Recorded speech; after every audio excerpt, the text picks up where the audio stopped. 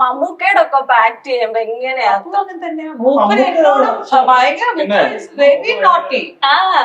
Very ഭയങ്കര കുസൃതിയില് അതൊന്നല്ല character baby. ചേച്ചി മറ്റേ പാലേരിമാണിക്യം പോലത്തെ ഓ അതൊക്കെയെല്ലാം we have had such good fun. അതാ ഞാൻ പറഞ്ഞത്, ക്യാമറ ആക്ഷൻ ചെയ്ത് കഴിയുമ്പോഴാണ് നമ്മളെല്ലാവരും മാറുന്നത്. സത്യം പറഞ്ഞ ആർട്ടിസ്റ്റിന്റെ അതാണ് എപ്പോഴും ബിഹൈൻഡ് ദ സീൻസ് ആണ് എനിക്ക് എപ്പോഴും ഓർമ്മ ഉണ്ടാവുക. ബിക്കോസ് ഷോട്ട് കഴിഞ്ഞാൽ അത് പിന്നെ ഡയറക്ടറിന്റെ പണിയല്ലേ എന്ന് പറഞ്ഞാൽ നമ്മൾ വിടും. പക്ഷെ ബിഹൈൻഡ് ദ സീൻ അത് ഓരോരോ സിനിമയിലും ഓരോരോ എനർജിയാണ്.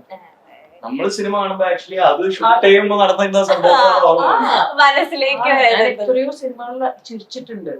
കരയണത് ഞാൻ കരയണ സമയത്ത് ഞാൻ ബിക്കോസ് എനിക്ക് അതിന്റെ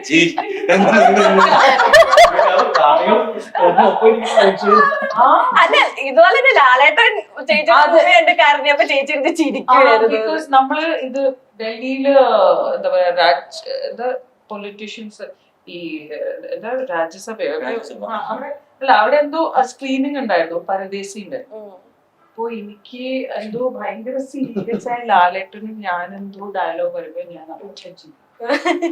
കൺട്രോൾ ആയില്ല. അന്ന് രാജ്യസഭ പിടിച്ചു പിന്നെ ഒന്നും